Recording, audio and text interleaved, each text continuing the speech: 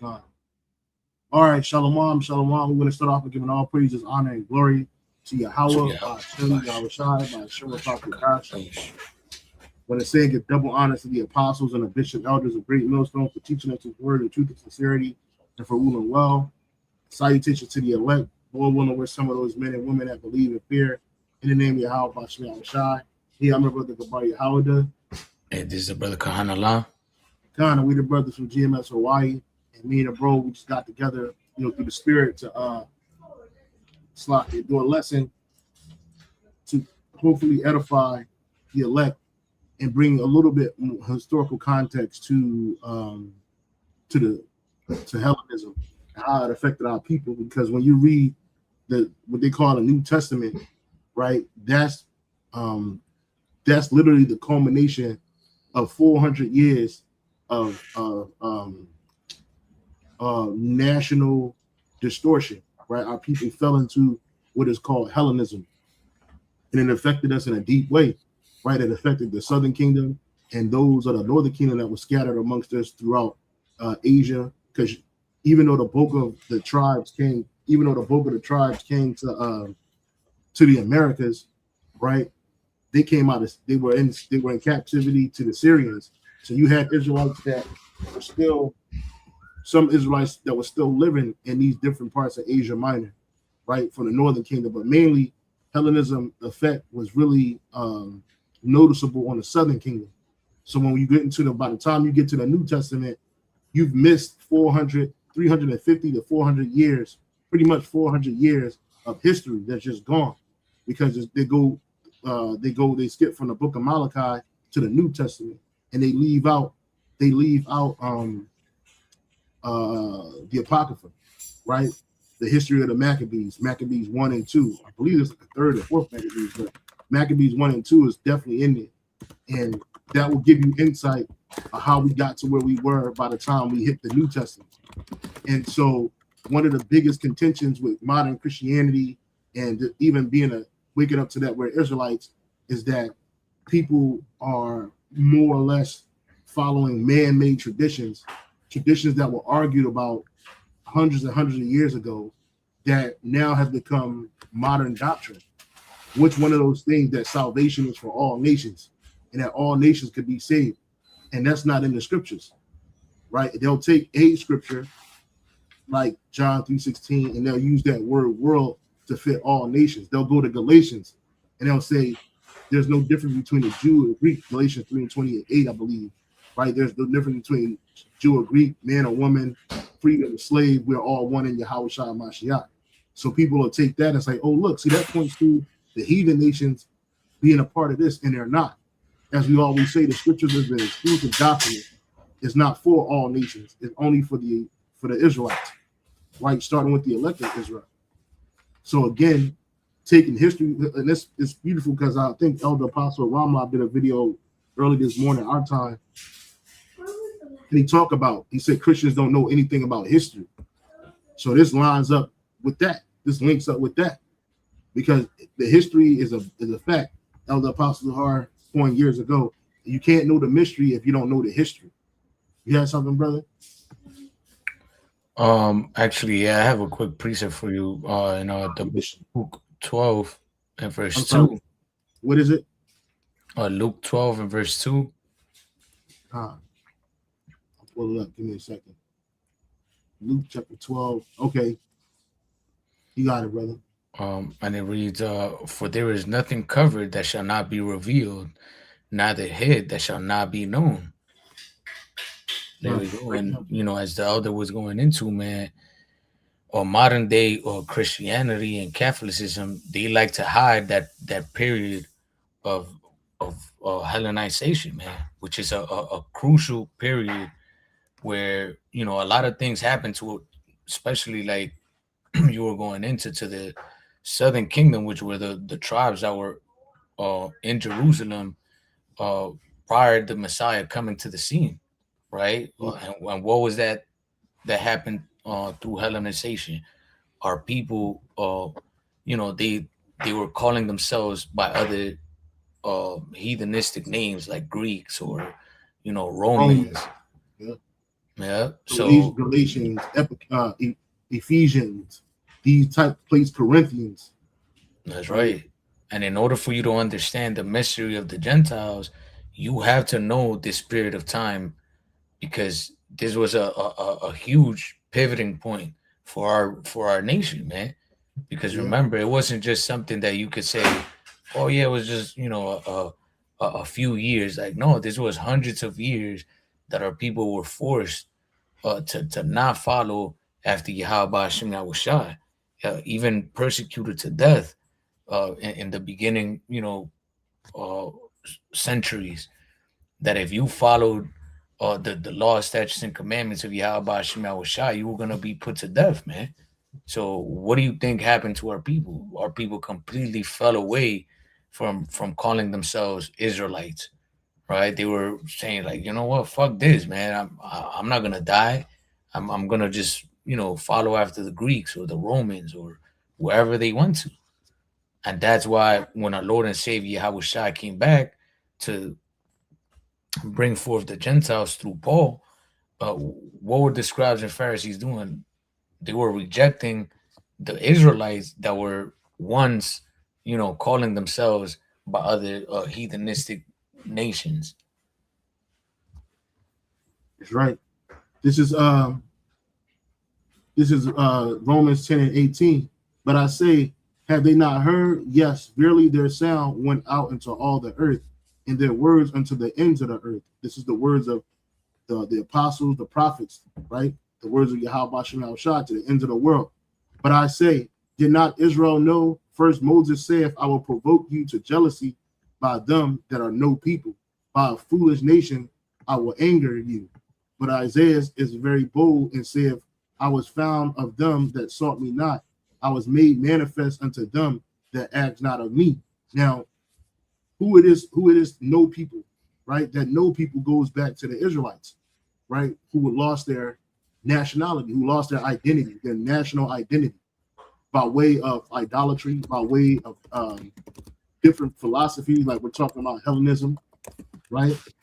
Basically turning everybody into a Greek, right? So that word for no people, that term for no people, what a no is oi. I mean, not oi. The no there is io. This is Greek. Io, which is or ou, which is no, not, or indirect question expecting affirmative answer. Miscellaneous, no. So that's the word for no. Salakia. So a no people, ethnos, ethnos. We say ethnos. Strong's G 1484, ethnos. Ethnos, right? Ethnos. Which is what it says, the Gentile nations, heathen people, and it's not that. It says a multitude, whether men or beasts, associated or living together. A company, a troop, a swarm. It's the point. A multitude of individuals of the same nature or genus. And it's not talking about the human family. It says a tribe, nation, people, or group. So these people, this tribe, nation, people, or group, this is the Israelites, right? But we fell into what? Paganism. We fell into the ways of the Gentile, which we were separated from the Most High through this. We became a no people. Just like in this time that we're living in today, we were a no people before we woke up.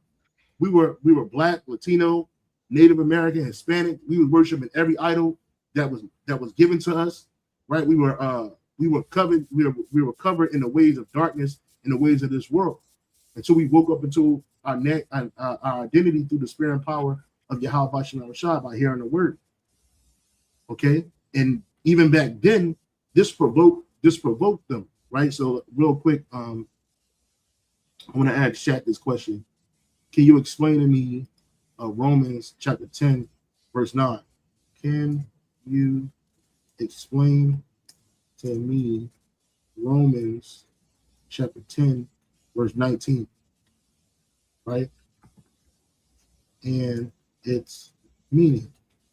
Right? So it says certain. Romans 10 and 19 is one of the verses that has generated significant discussion because Paul is quoting directly from the Torah, right? And the Torah wasn't given to these other nations.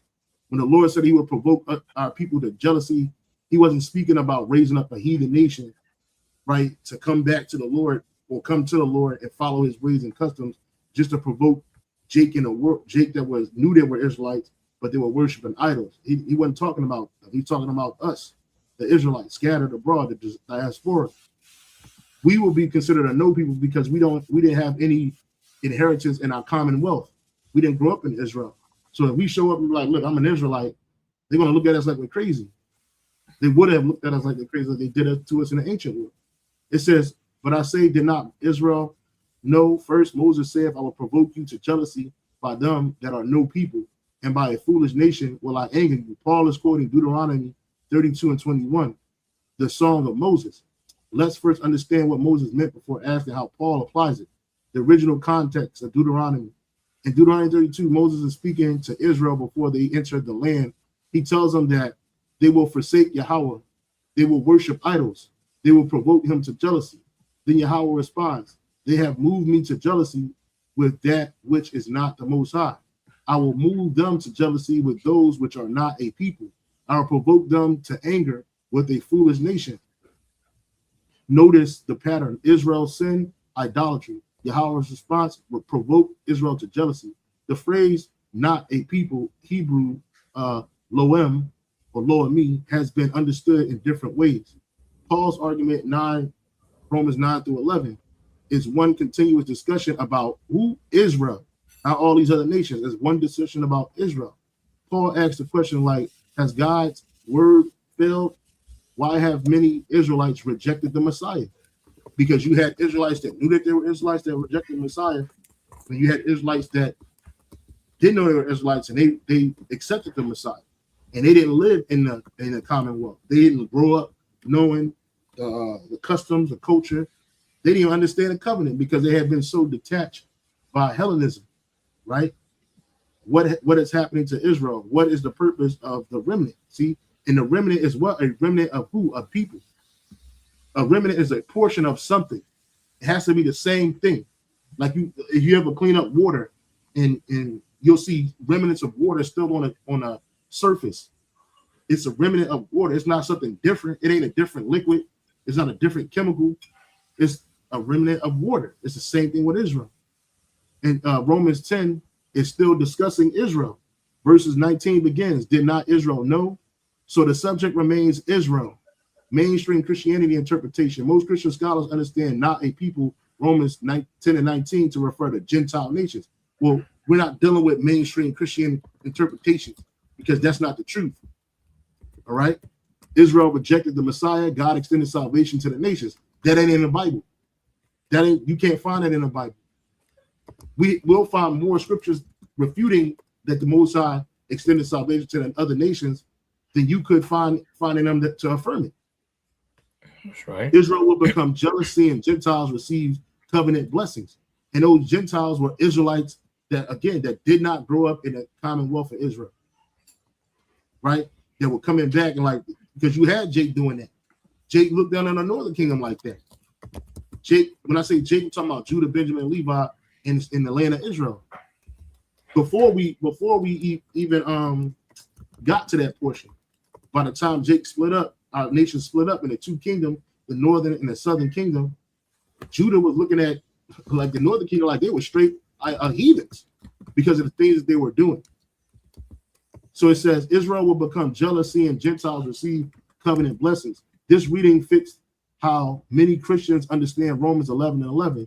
Though through their fall, salvation has come unto the Gentiles for to provoke them to jealousy. But it's not talking about natural heathens. It's not talking about them. The interpretation you've been exploring within the framework we've discussed over several conversations, Romans 10:19 is understood differently. The reasoning goes something like this. Paul is quoting Moses, who was speaking only to Israel. The broader context, Romans 9-11, is Israel. Many Israelites have become scattered among the nations. That's prophecy. Through exile and Hellenization, which we're about to get into about Hellenism and Hellenization. Right? We're about to get into this portion right here. Through exile and Hellenization, many have become like the nations. They had lost their national identity, just like we did.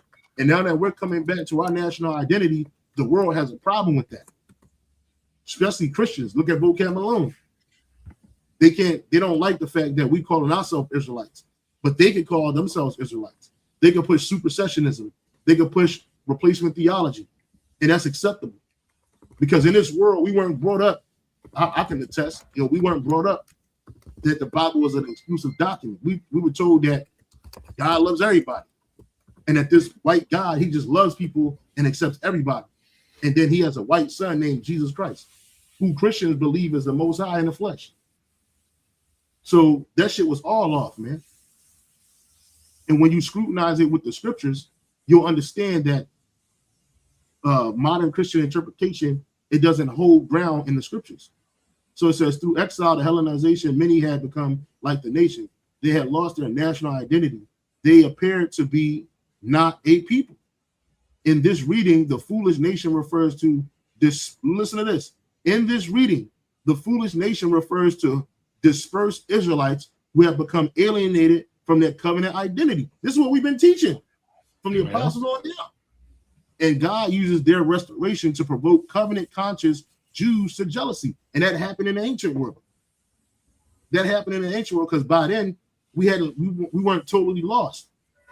But by the time we got to the colonization of the Americas, transatlantic slave trade, we had lost everything.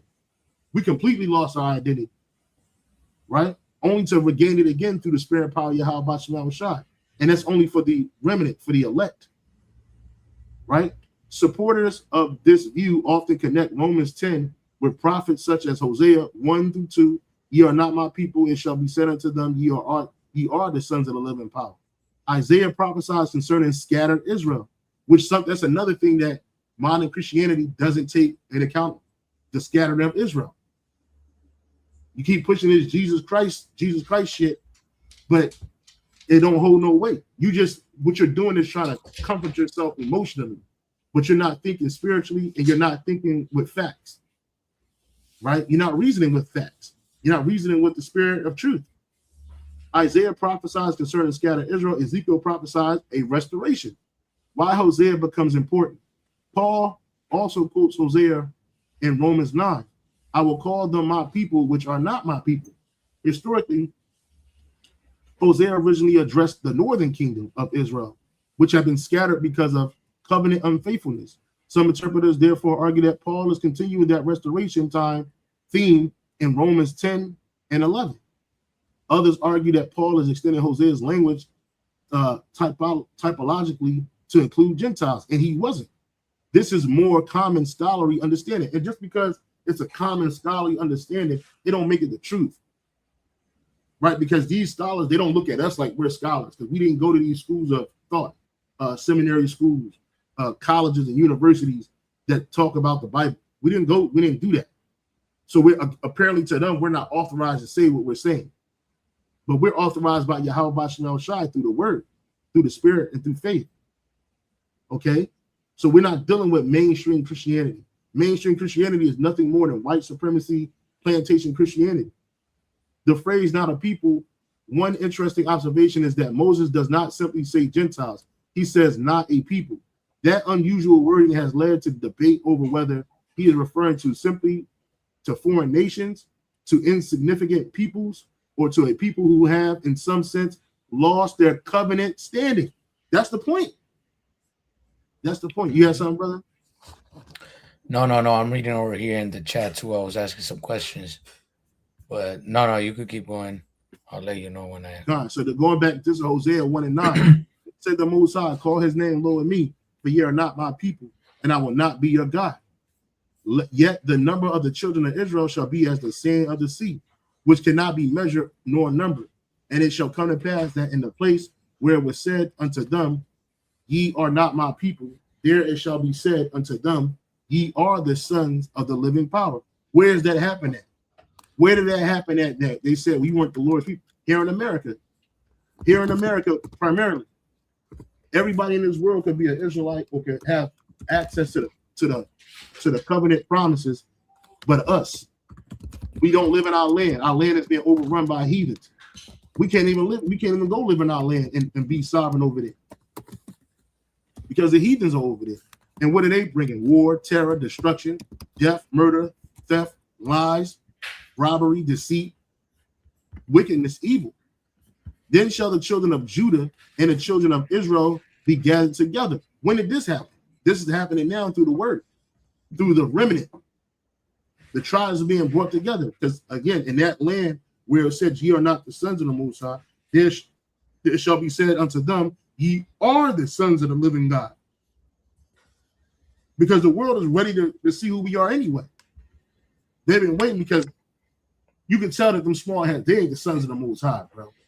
Ain't nothing righteous about them people at all. They don't even practice righteousness on accident. Jake do that. Judah do that. Israel do that. Right?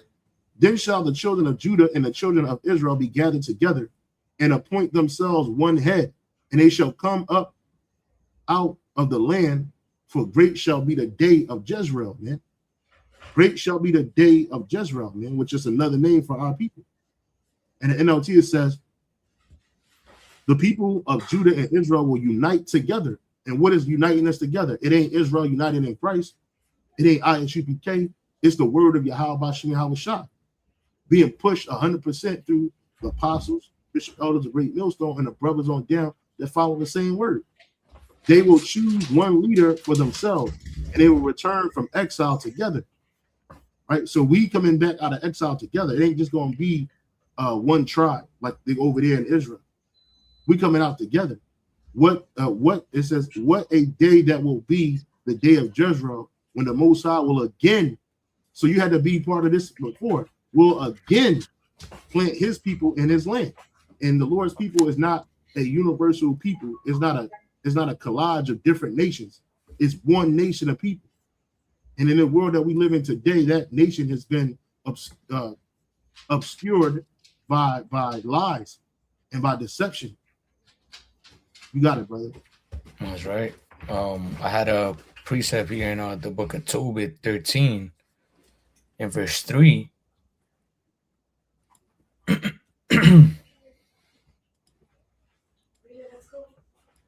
You got it, bro. And it reads, confess him before the Gentiles, ye children of Israel, for he hath scattered us amongst them. Showing you that the Lord scattered the nation of Israel among the Gentiles, man. And this is why the gospel is being preached to all nations, because there is Israelites amongst these other nations. But that doesn't mean that all nations are, part of the Lord's covenant, which he made with Israel. Again, even, the Old Testament, the covenant was made with who? With Israel. And then in the New Testament, our Lord and Savior Yahweh Shai came back and how do you say that? The word escaped my mind. He reestablished that a new covenant, but with Israel. He never said, I'm gonna establish a new covenant with all nations. No, he said with the house of Judah and with the house of Israel, showing you that the covenant never went from the Lord's chosen people Israel to all nations, right? And the reason why it's being preached to the Gentile nations, or amongst them, rather, is because our people are scattered amongst them. And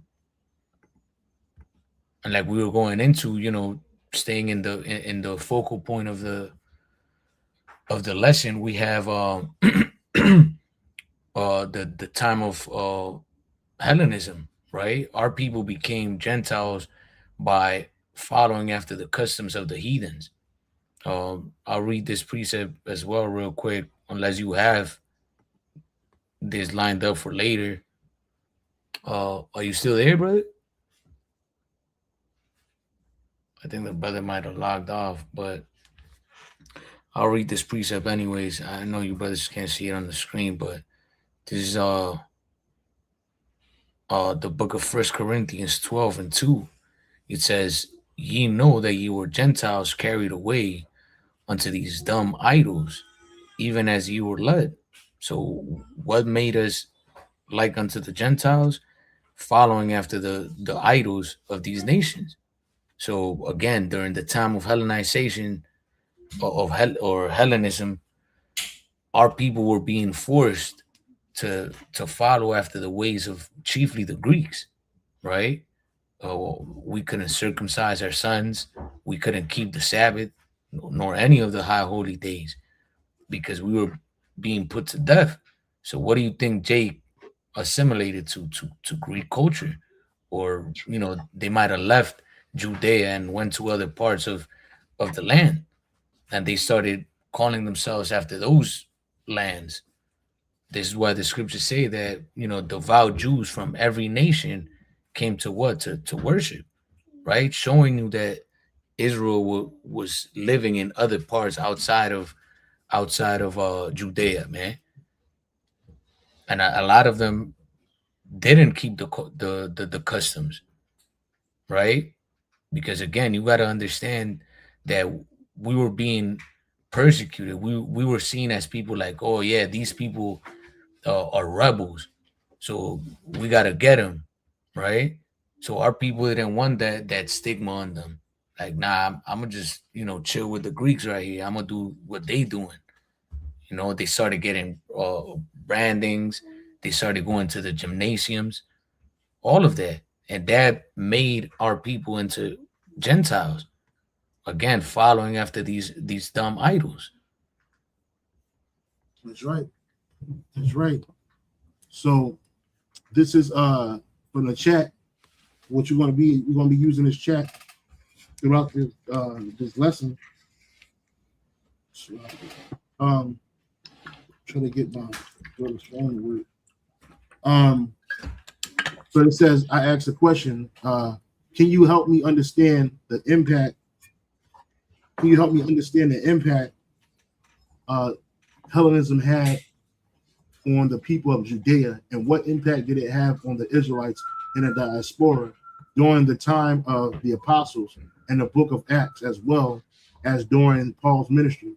What particular tribes were most affected by Hellenism, right? And it says absolutely. To understand much of the New Testament, especially Acts and Paul's letters, you have to understand that the Israelites of the first century had been shaped by nearly 350 years of Hellenism. And that's a long time. And mind you, you got people who exclude all that history. You couldn't exclude 350 years of history in this society, except when you talk about the slavery of the Israelites. Nowhere in the scriptures did the Lord ever bring his hand or extend his hand of mercy, not mercy, of his covenant, his statutes and his judgments to other nations. He never did that. And the scripture says he changed not. He never gave it. You read the book of Amos, this stuff, these scriptures still hold up, even in the New Testament. Yahweh Shai didn't tell the apostles, which were disciples at that time, he didn't tell them to go to those other nations and tell them the kingdom of heaven is at hand. He said, go to Israel. This is Amos chapter 3, verse 2. You only have I known, matter of fact, I'll read 1.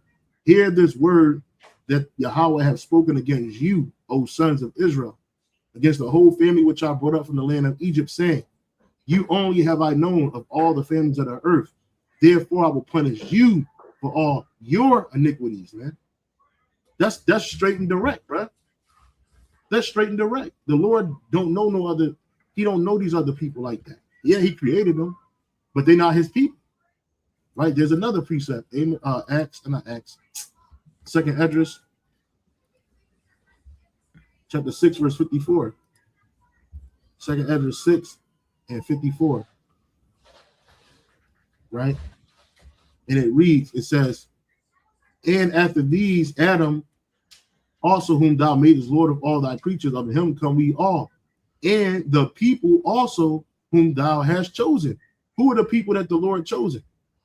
Right? Let's ask Google. Who are the people the Lord called chosen? Whoa, here it is right here. Here, the Lord, the Bible, in the Bible, the Lord's chosen people primarily referred to the physical descendants of who? Abraham, Isaac, and Jacob, known as the children of Israel or the Jewish nation. No, ain't no Jewish nation. Ain't no Jewish nation. It's just the children of Israel. God made an everlasting covenant with them to be his special treasure possession among all nations. And this is from Google. It's not me. Right? We're reading the scriptures where it tells the truth. Then it adds the lie about the Jewish people. The Lord's not dealing with Jewish people, man. He's dealing with the Israelites, man. Right? This is the book of Baruch, chapter 4, verse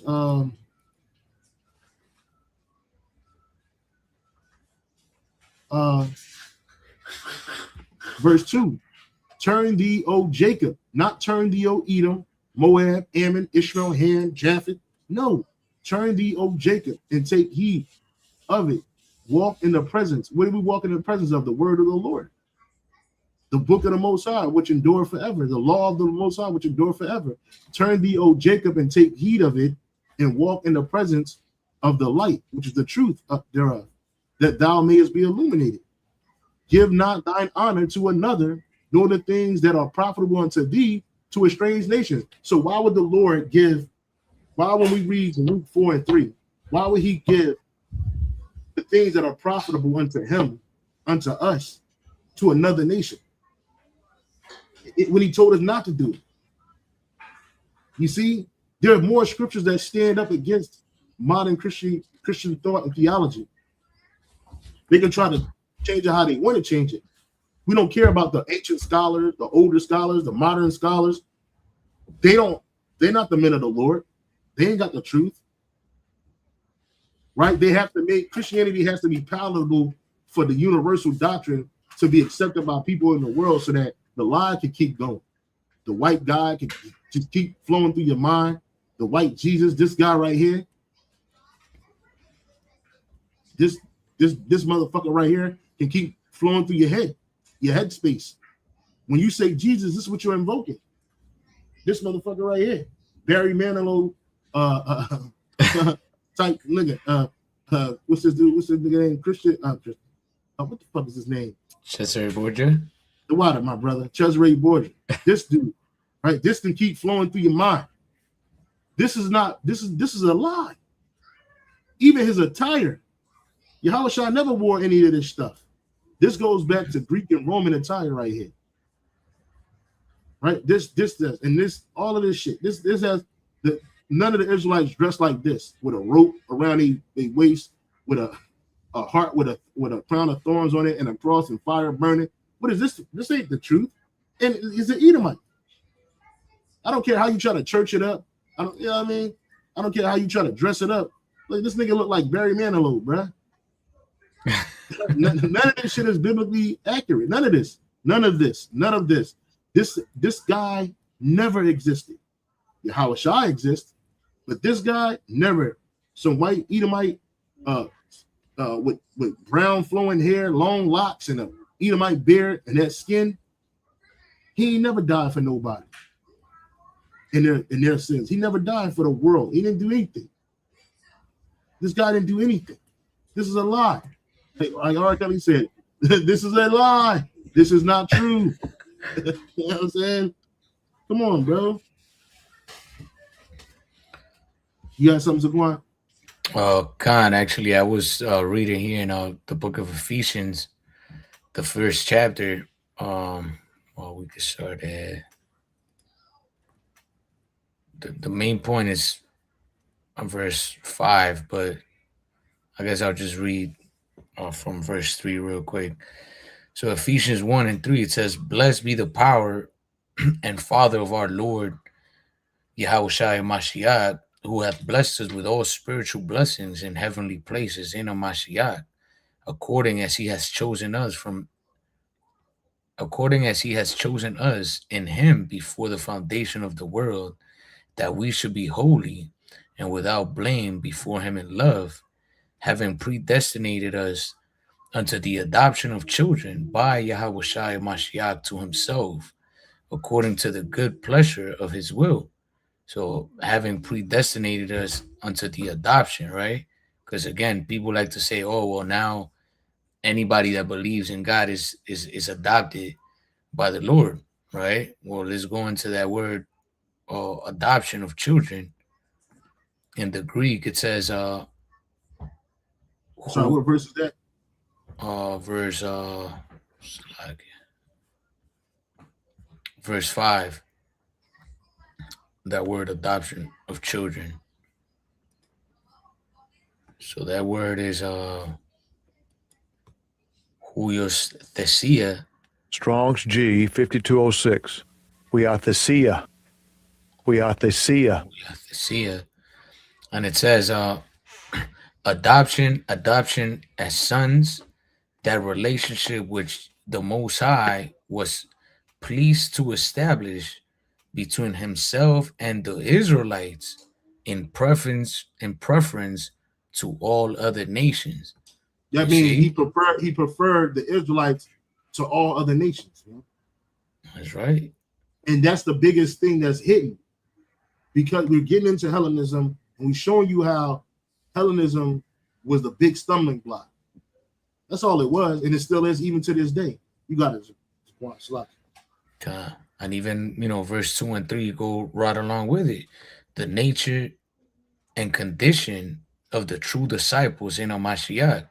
And to be a disciple of the Lord, you have to be called, as our Lord and Savior Yahweh Shai said, you cannot come through the Father except through me, and you cannot, come to me except the Father call you. So if the Lord is only, he's only made or established a relationship between himself and the Israelites, why would he call the heathen nations to be disciples unto a Mashiach? It doesn't even make sense. Well, brother, all ask do with a question. Were all the disciples Israelites? Were all you got to do? I'll do it. I'm on the thing. Hold on. Right. Were all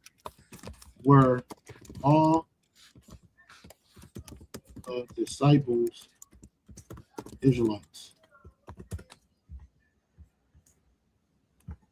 Yes, all 12 of Yahweh Shai's primary inner circle of disciples, the apostles, were, it said, Jewish and belonged to the people of Israel, though the broader and larger group of followers who traveled or listened to Yahweh Shai included some non-Israelite Gentiles. No, it didn't. No, they were all Israelites, especially during the time of Yahweh Shai's time, even if they were in a Gentile state, like that one woman who got healed. Well, her daughter got healed. Ethnic identity. The core 12 men chosen by Yahweh Shai, including Peter, Andrew, James, John, Matthew, were Jewish living in the first century Judea. So none of them were heathens. None of them. You got it, Con. That's right. The third definition, it says the blessed state looked for in the future life after the visible return of a Mashiach from heaven. Yeah, which, that blessed state is a promise unto who? Unto Israel. All these things are related to Israel because the adoption is for the nation of Israel, man, not no other nation. That's the thing. Amalek, he used identity theft to what? To make the world believe that they're the Israelites, right? But everybody's seeing that the works that they do are really the works of Satan, not of Yahweh Hashem Yahushai. This is why, even amongst our people, there's so much hate towards the scriptures, because they relate the scriptures to Amalek, calling themselves the Jewish people, right? So whenever they say, "Oh, the promises of the Bible and the good news," they always relate to like, yeah, fuck the God of the Bible, because supposedly this is what the Jewish people believe, and look at what they're doing, not understanding who the true Israelites are, man. Yeah, our enemies basically, like they do all the things we do, they co-opted our nationality. They hijacked it. They ain't just co-opted, they hijacked it. And so they put a bad taste people's mouths about it. That's why Jake don't like the scriptures. Beyond being rebellious spiritually, they've been taught in this society that the Bible is a white man's book. That it and they learn that through what? Through pop culture, movies, literature, art, right? Which all that shit is a lie. None of that shit is true, right? Even history is skewed to support white supremacy. As we get into Hellenism and understanding it, we're shown that exact thing. You got something else, brother? No, that was it for now. So going back into the Hellenism, the impact again, absolutely to understand much of the New Testament, especially Acts and Paul's letters, you have to understand that the Israelites of the first century have been shaped by nearly 350 years of Hellenism. What is Hellenism? Hellenism was a spread of Greek language, education, philosophy, customs, politics, and culture, following the conquest of Alexander the Great around 332 BC. It was much more than learning Greek. It was a complete world view, just like we have a Western world view today. That's why when we bring in these Eastern customs and views of the Yahweh Shem Shai, they're in contrast with one another. They fight with one another. They're in conflict with one another because we're in a Western Edomite world view. That it says it was much more than learning Greek. It was a complete world view that encouraged people to think, dress, worship, and organize society like the Greeks. And that happened to our people. We have a history about it in the book of the Maccabees, man. This is the book of the first book of Maccabees, chapter 1, verse 1. And it happened after that Alexander, the son of Philip. Now, where else is this noted like this? Besides like the book of Philo or Josephus. Where is this noted at? We didn't learn none of this history, and we learned about Alexander the Great a whole lot in high school and college. But we ain't learned this. And it happened after that Alexander, the son of Philip, the Macedonian, who came out of the land of Chetam, has smitten Darius, the king of the Persians and Medes, that he reigned in his stead the first over Greece. And that was Alexander the Great. This guy really existed, right? Alexander the Great. They make sure to put a poster of this devil up there, which he wasn't as bad as his kinsman that followed him after his death, right? This supposed to be Alexander the Great. And if Alexander the Great was walking this earth today, you would confuse him with a so-called white man. You wouldn't call him a so-called Negro, a so-called Hispanic Native American. This dude is imagined as a so-called white man, right? He's the most heroic figure to the Edomites, man. But he was an Edomite. You had something, brother? No, I'm reading some stuff over here that I was asking, but now, verse 2, and made many wars and won many strongholds and slew the kings of the earth and went through the ends of the earth and took spoils of many nations, insomuch that the earth was quiet before him, whereupon he was exalted and his heart was lifted up. And he gathered a mighty strong host and ruled over countries and nations and kings who became tributaries unto him, right? And it says, and after these things he fell sick and perceived that he should die, right? Wherefore he called his servants, and such were as honorable and had been brought up with him from his youth, and part of his kingdom. And that's where you get the Seleucid dynasty, the Ptolemy dynasty. Those are the two stronger ones. Then you had Lysimachus, Cassander. They had smaller vassal states, and brought up with him from his youth and part of his kingdom among them while he was yet alive. So Alexander reigned 12 years, then died. How long did Alexander the Great? How long did Alexander the Great rule? 12 years, 8 months, 12 years. This is the same guy, but he's written about right here in the Bible. Yep. This is why he was all excited. This is why he was all excited when the high priest at that time told him about himself in prophecy via Daniel, the book of Daniel, right? And he offered Jake a lot of reprieve within the society. We ain't had to pay. We didn't have to pay tributes like the other nations did, right? It says so. Alexander reigned 12 years, then died, and his servants bear rule every one in his place. And after his death, they all put crowns upon themselves, so that their sons after them many years, and evils were multiplied in the earth. When this man got into power, and then especially when his generals got let loose, it was nothing but evils in the earth, man. Who were Alexander the Great's main ones?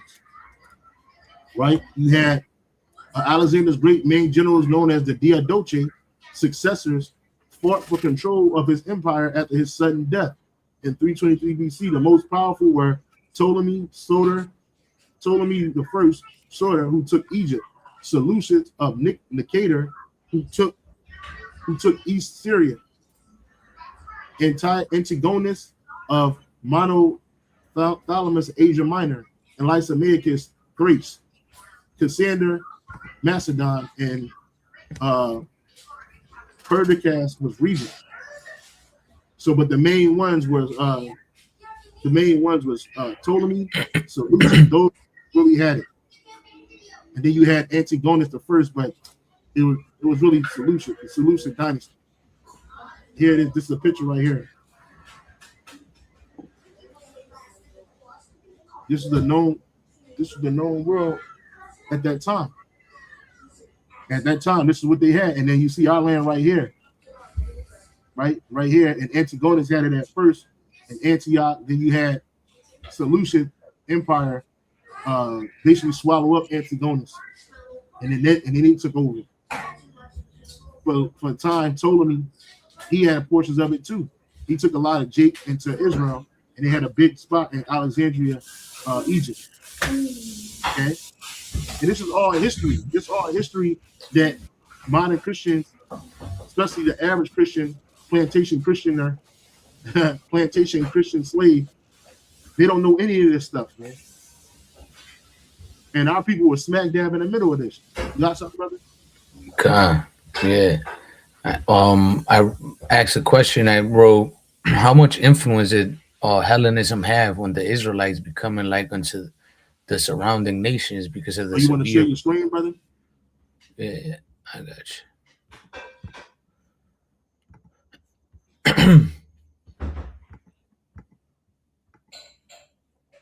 Yeah, and that's the thing, that's why the apostles always tell us, man, like, man, if they can't get it, just tell them to move on, because at the end of the day,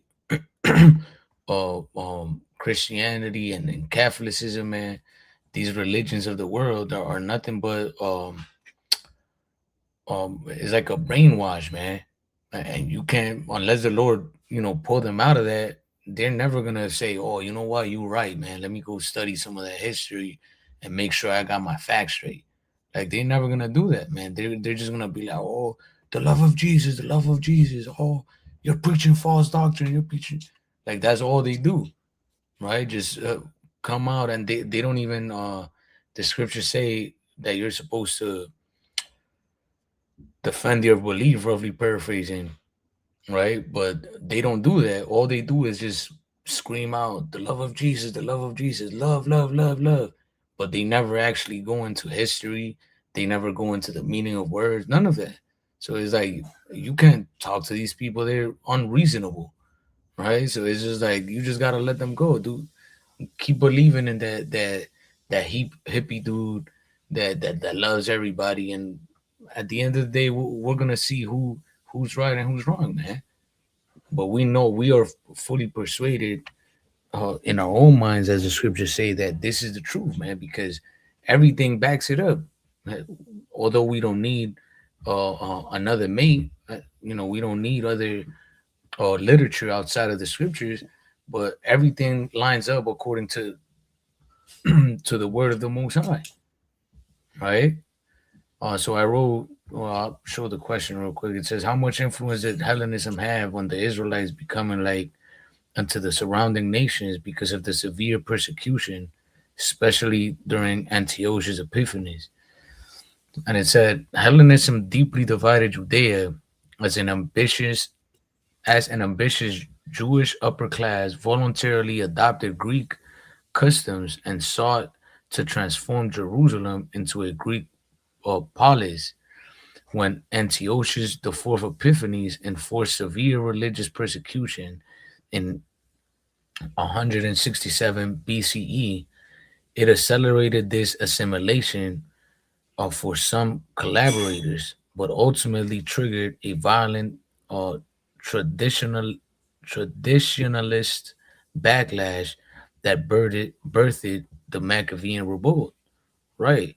So you see, there was a severe religious persecution, man, set up by Esau through Antiochus Epiphanes.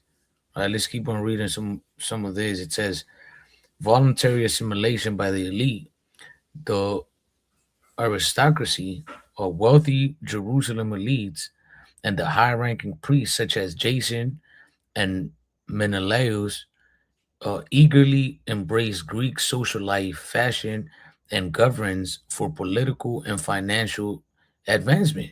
And this is the same thing that we're seeing today, man. The word of Yahweh Shema Shak, was given to our elders. It was preached for a while in one West, but then what happened? Some of the leaders sold out, and now we have camps that are ultimately going against the doctrine. Right. So all of this is the same thing that we're seeing happening during the time of the Greeks with uh with Jake. We're seeing it now through what you would call today what westernization. Is that correct, bro? Yeah. Or yeah, westernization. All right. So it says cultural shift. They built a gymnasium right near the temple, downplayed traditional markers like circumcision, and rebranded Jerusalem as Antioch to fit into the broader Seleucid Empire. Right. So again, they left off from doing what we used to do as a nation, as a holy nation, right? Worshiping in the temple, circumcising our sons, and then keeping the high holy days to what? To go into the gym, doing all the feasts that the Greeks did during that time. It says, Real quick, Shaquan, I have some information okay. real quick to kind of like link up with the wealthy aristocrats of Israel did. They're doing the same thing today, like you had mentioned. Check this out. I asked a question: what impact do wealthy black aristocrats have over their people to get them to follow Western or American ways? Wealthy black elites and historical upper classes have often modeled Western education, manners, and consumer habits. This behavior acts as a form of social signaling, encouraging broader community adoption of Western standards of respectability, but it also draws criticism from promoting cultural assimilation over indigenous traditions. So the same thing happening back then is happening now, right? And the modern day upper class today will be your athletes, these high level athletes, high level entertainers, these high level politicians, these high level business men and women. They pushing the same thing, right? There's no difference than before. These same people will rather have you follow the ways of America, right? Especially these jakes that supposedly came up from nowhere, like what's this dude, this nigga named LeBron James. He came from a so-called single mom home, but his whole career was set up for him to be who he is, right? And then what he pushes the ways of America. He pushes the customs of America, right? You see this guy dressed up as a woman. He pushes the agendas, and he gets what? The average Jake to follow this nigga. You buy his jersey. You want to be like him. You want to emulate him. He's just saying he's the Michael Jordan of his time. Michael Jordan did the same thing. Had niggas drinking Gatorade when he don't even drink that shit. Had niggas wearing Hanes. Had niggas wearing his shoes, Nikes. Right? He influenced you, Jake, for consumerism to follow the ways of America. You got it, Zaquan. I just wanted to share real quick. It says the catalyst of persecution, of forced Hellenization, Antiochus the fourth outlawed the Sabbath, Torah study, and circumcision under penalty of death, installing an altar to Zeus inside the holy temple. So again, it wasn't just like, oh, you could keep doing, oh, Salaki, you could keep doing what you were doing before. No, Esau literally forced you to stop worshiping Yahweh Shema Shah. Obviously, you had men and women that did not obey. That's where the Maccabees come in, and those that followed after them. But majority of the people, followed after the Greek culture, man. And you read the book of First Second Maccabees, and it shows you. It says that wicked men of Israel followed after the ways of the Greeks, man. Oh, it's First Maccabees. Oh, First Maccabees. Oh, yeah, you about to get to it. Yep. It says polarization, rather than converting to the whole nation. Rather than converting the whole nation, the persecution forced a stark choice. A segment of the Hellenized elite fully sided with the Seleucid king to protect their status, acting as oppressors of their own people. And you see that shit going on today. The worst people on Jake is Jake on Jake. They oppress their own people to keep them following their ways. That's what they do, so they can keep their portion of the pie. They'll tell you to sell drugs. They'll tell you to kill your own kind. They'll tell you to be whores and murderers and scammers, while their kids get to grow up and be politicians and go to be doctors and lawyers. They can be the best version of themselves. They go to private schools. They get the best health care. They don't live in violent neighborhoods. They don't live in underserved communities. But they're teaching you to destroy yourself. Same thing. Hellenism all over again. All over again, brother. That's right. I'm just trying to. They let these drug dealing niggas out that scored big time in the so-called drug game. Send these niggas to prison for a couple of years, and these niggas come home to a fanfare.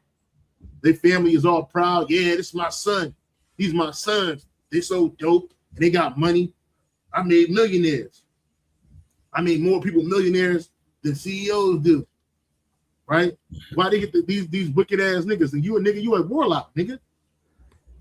You destroy your own people. You oppress your own people. Oh, because Esau ain't catch you with violence in your hands, that make you guiltless, nigga? No. And these people are all set up. They work with these government agencies clandestinely, man, to destroy and oppress their own people. You got it, bro. That's right. And part of, destroying and oppressing your people is, feeding them these idols, man. Because again, Yahweh Shema Shah didn't create the Israelites to worship after the idols of the heathens, man, because the ways of the heathens are destructive unto us, right? So just how, again, modern day religion preaches these idols, Jake back then was preaching what? The idols or the gods of the heathens, man.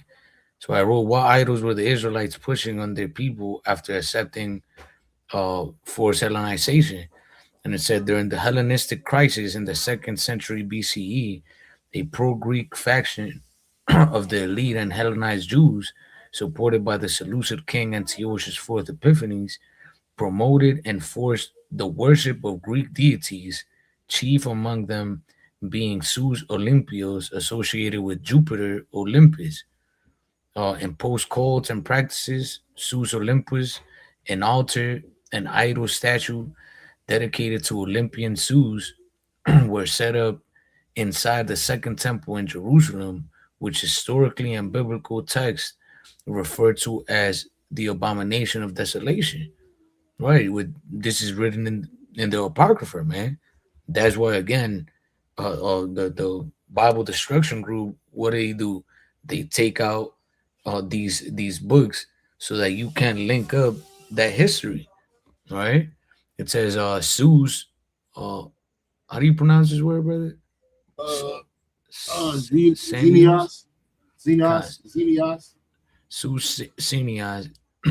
It says the Samaritan temple on Mount Gerizim was likewise rededicated to Zeus Senias. Dionysus, uh, element of Dionysus worship included ritual processions involving ivy wreath, where Reefs. also was that Ivy reefs.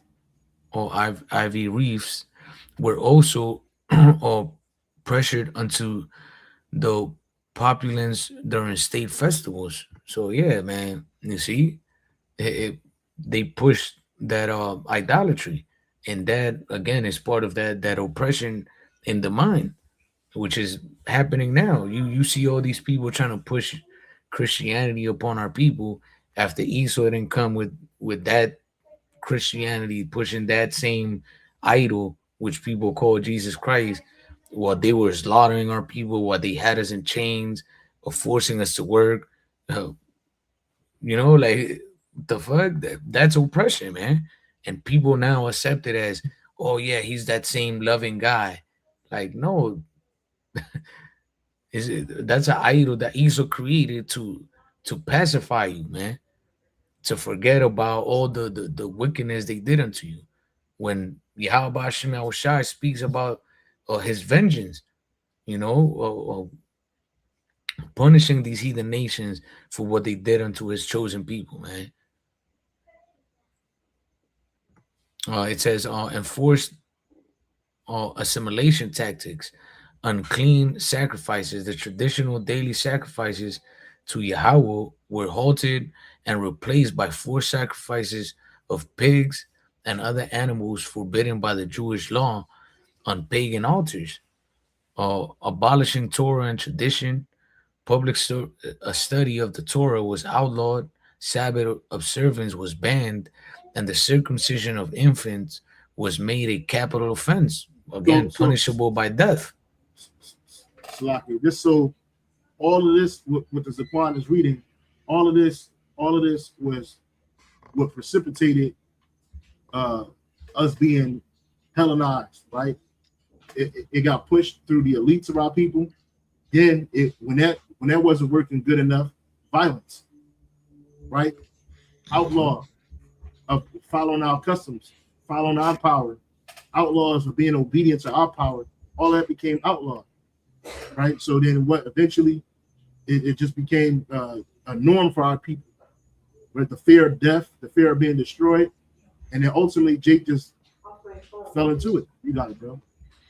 Okay.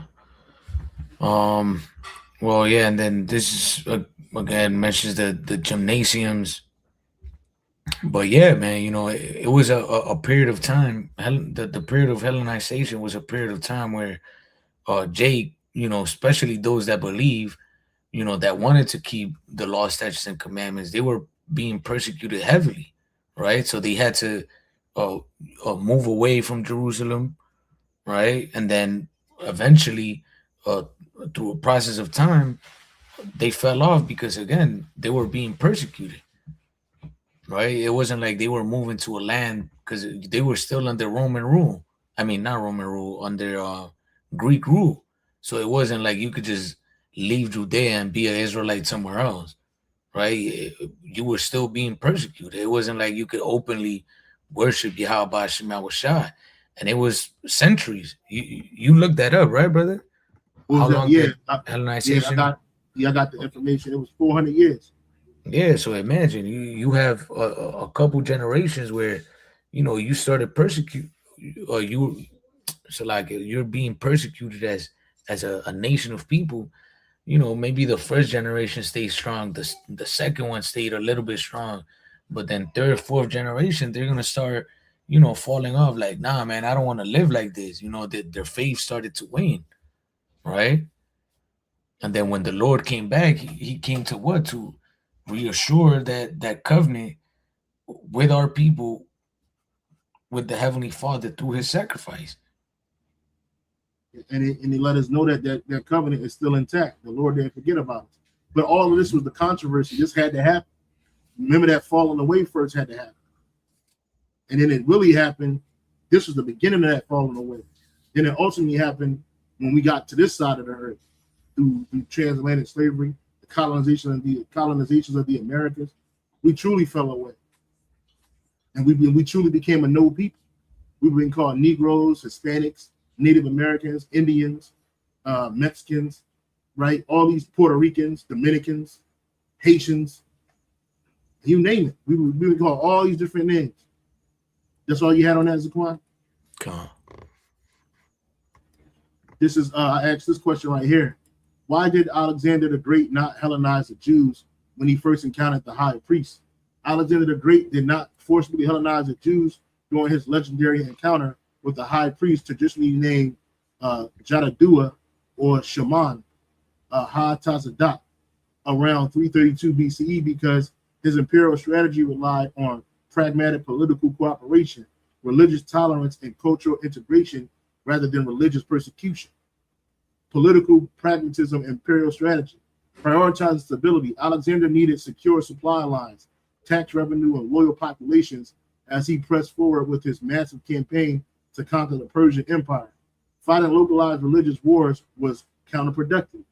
Granted autonomy, according to historical accounts recorded by Flavius Josephus, Alexander respected local customs and granted the Jews permission to live by their ancestral laws and exempted an exemption from tribute during the sabbatical 7th year. The nature of early Hellenism, syncretism over force. Alexander did not run a totalitarian regime that forced the immediate abandonment of local faiths. Instead, he promoted Greek culture as an attractive, prestigious framework for administration, urbanization, and elite society. Mutual respect. Legend holds that Alexander was awestruck by the high priest because the priest's appearance matched the divine figure who had previously appeared to him in a prophetic dream, which the Lord showed up to this dude. And the Lord gave that dude, Alexander, his power to do what he did. Matched the divine figure who had previously appeared to him in a prophetic dream before his military campaign. Alexander responded by offering sacrifices to the God of the Israel and to Jerusalem in the Jerusalem temple rather than desecrating it. Which he didn't know that even his sacrifice that he made was a desecration because he's an Edomite. You know what I'm saying?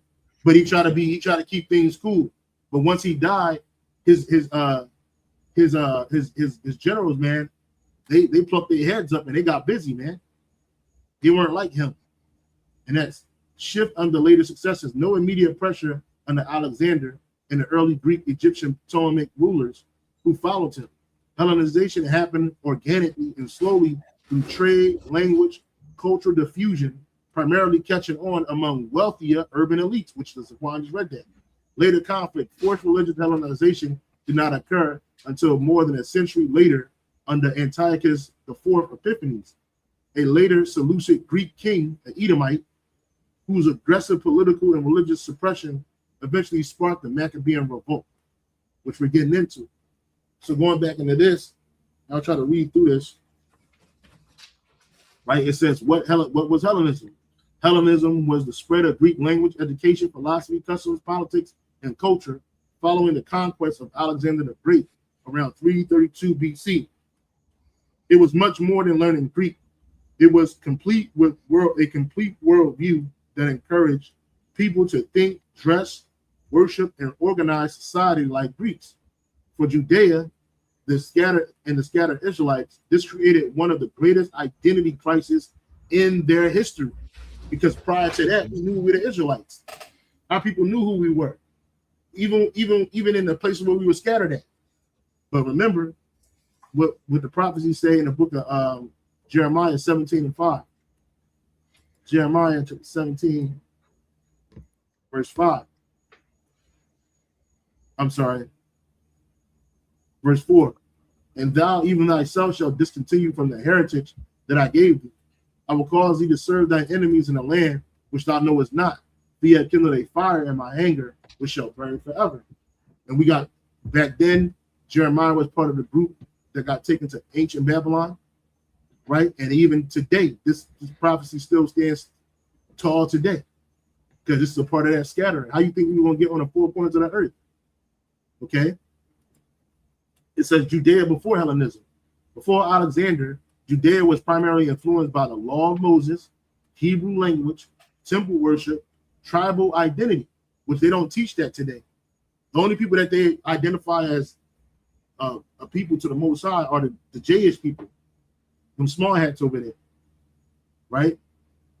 It says tribal identity, family genealogies, separation from pagan nations. Although they had experienced Babylonian and Persian rule, their national identity remained centered on the covenant. Again, we knew who we were. And it wasn't just centered on a covenant, it was centered on our identity. We're the Israelites. We're the Lord's people. Everything that happened to us up until that point, and even now, it was prophesied in the scriptures before we even got here. It said it was going to happen, and it happened. After Alexander, when Alexander conquered the region, Greek cities were built everywhere.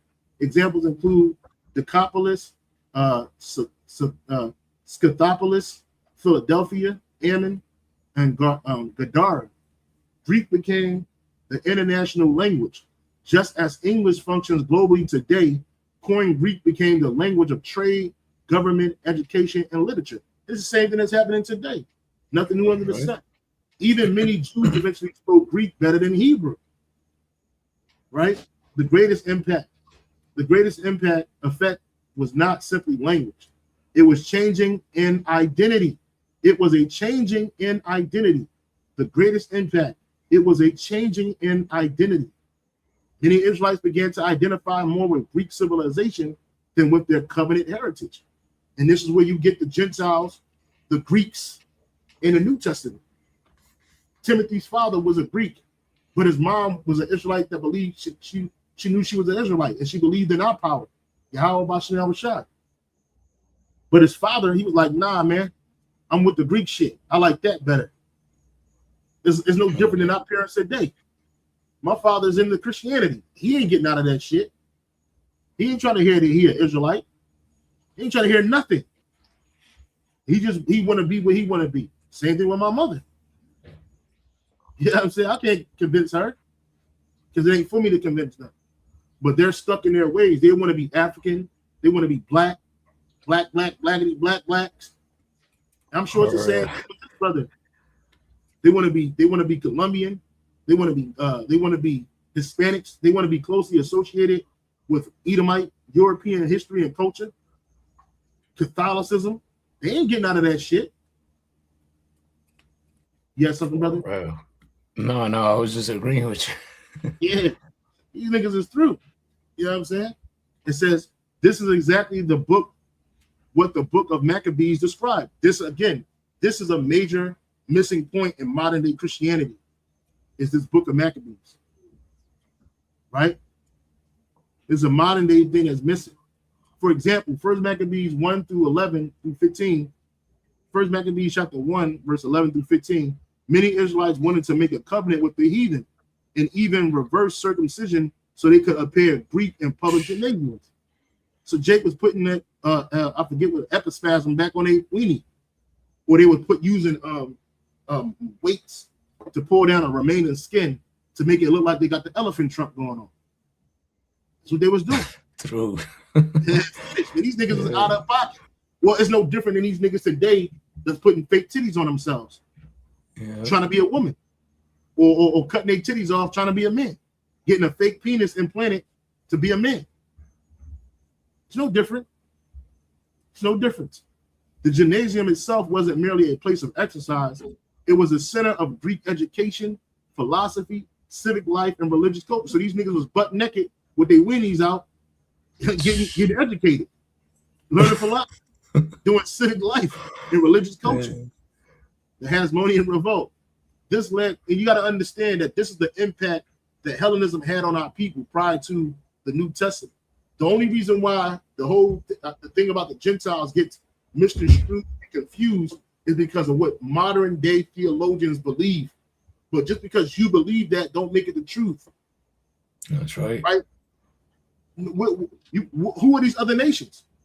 Who are the other nations that were brought in? Even when you go to the Greeks and the Romans, those are just two people, two groups of people. Where the rest of these people at? Where all the Arabs at? Where's all the groups at? Where they at? Where they at, G? Where the Japhites at? And they go all the way across the world to go proselytize to some damn funny-looking Aboriginal people. Them niggas are still over there. Them niggas ain't got IUIC Fiji. They got no IUIC Vanuatu. They got no IUIC Samoan, Tongan, and shit. You going off, man. And Nick's doing the same thing. He's bringing other nations into this thing to try to make his thing more agreeable with the society. Okay, it says Hasmonean revolt. This led directly to the revolt of the Maccabees. The conflict was not simply Jews versus Greeks. It was often faithful Israelites versus Israelites who had embraced Hellenism. You see this, Daquan? It is often it was often faithful Israelites versus Israelites who had embraced Hellenism. That's what you got going on today. That's why you had the thing about there's neither Jew nor Greek. Galatians chapter 3, verse 28. There's neither Jew nor Greek. There's neither bond nor free. There's neither male nor female, for you're all one in Hamashiach Yahushua. So it didn't matter if you were a believing Jew, meaning that you knew your identity, or you were a believing Greek Hellenized Israelite who had lost their identity. Both of us we both believe in the Messiah. So we're one in him. It didn't matter if you were a female or a male. We're all one in Yahushua because we're Israelites. For ye are all one in Hamashiach Yahushua. That word for Greek is Helen. Helen. A Greek either by nationality, whether a native of the mainland or the Greek islands or colonies. In a wider sense, the name embraces all nations, not Jews. No, it doesn't. That made the language, customs, and learning Greeks their own, primarily referencing a difference of religion and worship. Hellenic, an inhabitant of Hellas.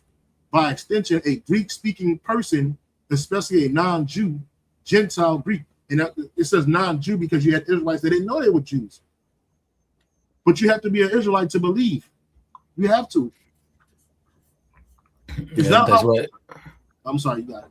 No, I was gonna say that's why Ephesians say, you were once Gentiles in the flesh, because in the spirit, your spirit, you were Israelite, but the flesh, they were what? Following after the Greek culture, man. Right? Now, again, Romans 9 on down tells you that the covenant and all that was promised unto Israel, who my kinsmen who are Israelites. But again, we were like unto the nations, like unto heathens or Gentiles, through what? Through our actions. This is Ephesians 2:11. Wherefore remember that ye being in time past Gentiles in the flesh, who are called uncircumcision. Why were they calling us uncircumcision? Because Jake was living amongst these heathens, and we had the penis skin still on. By that which is called circumcision, because you had the Jews that practiced circumcision from their birth, right? And they were making it a thing about the flesh, right? It was, look, you still got your penis skin on intact. You dress like them, you act like them, you talk like them. You ain't one of us. You got tattoos, you got bald heads, you ain't got long hair. Through, right? Okay. Don't forget that you Gentiles used to be outsiders. You were called uncircumcised heathens. And then it's not talking about natural heathens. It's talking about the Israelites. By the Jews who were proud of their circumcision, even though it affected only their bodies and not their hearts, with their hearts, which is their spirit. right? Because they thought that following the law was good enough, but they lacked faith. They lack the spirit of truth. You got something else to apply? No. Khan, it says right here, the Hasmonean revolt. This led directly to the revolt of the Maccabees. The conflict was not just simply Jews versus Greeks. It was often faithful Israelites versus Israelites who had embraced Hellenism. And that's the same thing that was happening all the way up into Paul, when Paul was going around proselytizing to these Hellenized Israelites, man. The internal struggle helps explain why centuries later, different Jewish groups existed: Pharisees, Sadducees, Essenes, and Zealots. Each represented different responses to the foreign influence and covenant life. What happened after exile? When the northern kingdom was scattered by the Assyria, many Israelites settled throughout Asia Minor, Mesopotamia, Egypt, and elsewhere. Later, after the Babylonian Persian periods, many people from Judea also remained outside the land.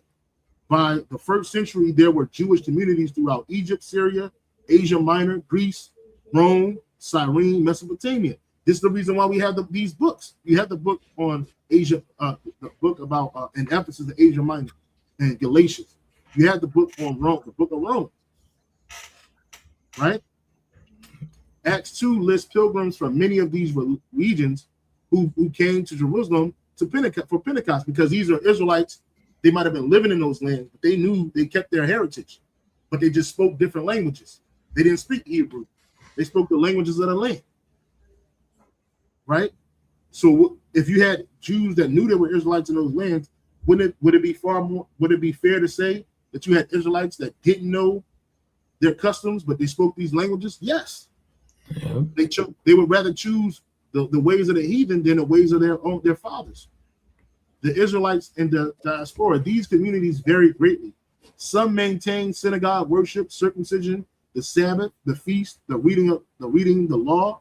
Others have become highly Hellenized. Many spoke no Hebrew.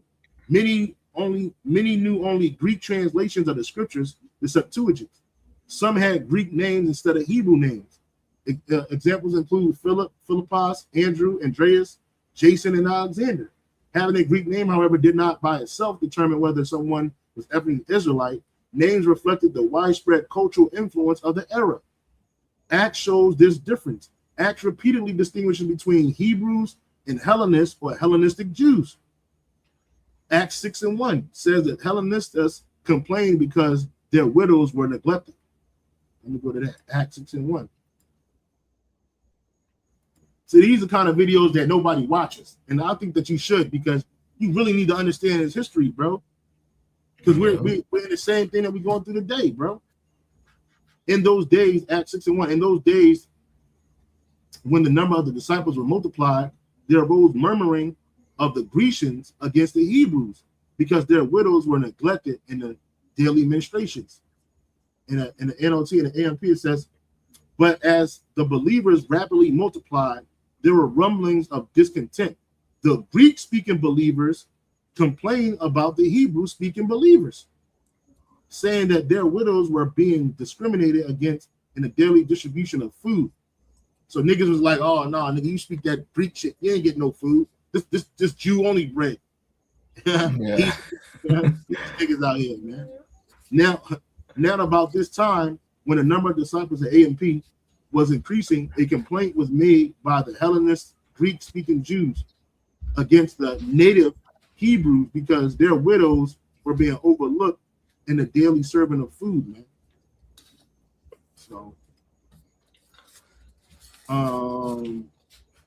So it says, most scholars understand these Hellenists to have been Jews or Jewish Israelites whose primary language and culture were Greek, in contrast to Hebrew or Aramaic speaking Jews in Jerusalem. This wasn't about race. It wasn't about culture. I'm sorry, stop it. This wasn't about race. It was about culture. Why? It was the same thing though. You were still Israelites. Right? One who thought in Hebrew, the other thought in Greek. Paul's ministry, Paul was uniquely suited for this world. He was an Israelite from the tribe of Benjamin, born in Tarshish, Philippians 3 and 5. Educated in Jerusalem. Tarshish was one of the greatest Greek educational centers in the Roman world. Paul knew Greek, Hebrew, Aramaic, Roman law, and Jewish law. He could move comfortably between these worlds, and that's why he was best suited for that ministry of gathering the Israelites that were amongst the Greek world at that time, and setting up churches, right, and leading them through the Spirit and power of Yahweh Shema Shah. When he entered the city, Acts commonly describes him beginning in the synagogue before extending his preaching more broadly. What problems did Hellenism create? Paul constantly addressed issues that reflected Greek culture and influence, including philosophy. Athens was filled with philosophical schools. Acts 17 records Paul engaging Epicureans and Stoics. He presented the God of Israel in language they could understand while remaining rooted in Hebrew scriptures. And that's what we're doing today. We're speaking about the God of the Israelites, Yahweh Shema Shai, in a way that you people in America or wherever our people are scattered at, where you can understand, but still remaining rooted in the Hebrew scriptures. You see, idolatry. Big cities overflow temples. Corinth alone. This is where you get the church of Corinth. The books 1st and 2nd Corinthians alone contain numerous pagan shrines. This explains why Paul frequently discussed food offered to idols, idol worship, pagan festivals, sexual morality. Greek and Roman society generally accepted practices that the Torah condemned. Paul repeatedly instructed believers to avoid fornication, which is sex with men on men, women on women, temple prostitution, and sexual immorality. These themes appear prominently in the letters such as 1 Corinthians. So social identity. Many diaspora Israelites no longer resemble Judean culture. Some had Greek education, Greek clothing, Greek names, Greek language. Boom, brother. We can stop it right there. That's a nail in the coffin. Yet they still attended synagogues identified with the God of Israel. Right? Which tribes were most affected? The Bible does not provide a breakdown by tribe. After the Assyrian exile, members of the northern kingdom were scattered widely. By the Second Temple period, tribal distinction outside certain lineages, especially priests and Levites, some families preserved descent from Judea or Benjamin, have become much harder to document. You see, historically, the greatest exposure to Hellenism came through geography rather than tribe. Israelites living in Asia Minor, Egypt, especially Alexandria, Greece, Syria, Cyprus, Rome, were generally more Hellenized than those living in Judea. Judeans living in Jerusalem also experienced Hellenistic influence, but many circles there consciously resisted the aspects of it. So I know it's getting late, so I ain't gonna read all of this, but this is a portion of the video that you can make an excerpt, brother, and you can post it up. You can just do an excerpt at the probably like the 1 hour, 15 minutes, and up into the 30-minute mark. And that alone right there will prove the point. Okay? That's all I had, brother. So you close it out. Hey, so with that, Akim, we hope that this lesson was edifying. Again, all praises, honor, and glory going to Yahweh, Ba'ashem, Yahushai, Ba'ashem, Makakadash. Double honors to the apostles and the elders at Great Millstone, and peace salutation to all you Akim out there pushing and defending his gospel throughout the four corners of the earth. So let's say the hopeful elect. Hey, shalom till next time. Hey, shalom.